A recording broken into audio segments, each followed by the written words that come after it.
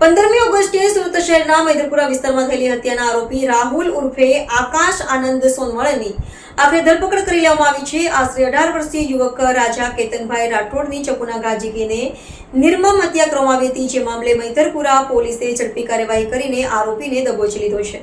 મૈદરપુરા પોલીસે ધરપકડ બાદ પોલીસ દ્વારા આરોપીને ઘટના સ્થળે લઈ જઈને સમગ્ર બનાવનું રિકન્સ્ટ્રક્શન પણ કરવામાં આવ્યું હતું। પ્રાપ્ત માહિતી અનુસાર આ હત્યા પાછળનું કારણ જૂની અદાવત હોવાનું સામે આવ્યું છે। 15 ઓગસ્ટની વહેલી સવારે આશરે 2:30 વાગ્યાની આસપાસ સહારા દરવાજા ઉમરવાડા ટેકરા રેલવે ગરનાળા પાસે ઓવરબ્રિજ નીચે આ ઘટના બની હતી। મૃતક રાજાભાઈ કેતનભાઈ રાઠોડ પોતાના 2 મિત્રો સાથે ત્યાં સૂતો હતો। આ દરમિયાન રાહુલ ઉર્ફે આકાશ આનંદ સોનવણે નામના શખ્સે તેના પર હુમલો કર્યો હતો।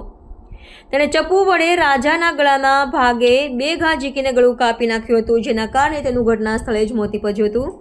પોલીસ તપાસમાં સામે આવ્યું છે કે આ કેસનો આરોપી આકાશ સોનવણે એક રીઢો ગુનેગાર છે। તેની વિરુદ્ધ અગાઉ પણ 4 થી 5 ગુના નોંધાઈ ચૂક્યા છે।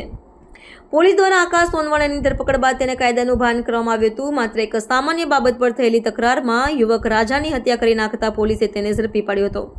હત્યાના આરોપીની ધરપકડ બાદ મૈદરપુરા પોલીસે સમગ્ર ઘટનાનું રિકન્સ્ટ્રક્શન કર્યું હતું। પોલીસે આરોપી આકાશ સોનવણેને જે સ્થળે હત્યા થઈ હતી ત્યાં લઈ ગઈ હતી અને પંચનામું કરીને સમગ્ર ઘટનાનો તાગ મેળવ્યો હતો। આ કાર્યવાહીનો હેતુ ગુનાની ગંભીરતા અને આરોપીના ઇરાદાઓની સ્પષ્ટ કરવાનો હતો। પોલીસે આકાશ સોનવણેની શાન ઠેકાણે લાવવા માટે કડક કાર્યવાહી કરી હતી।